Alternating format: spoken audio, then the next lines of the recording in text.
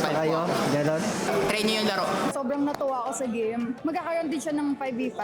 So I'm looking forward to that. This is something that I will recommend and somehow I will play also.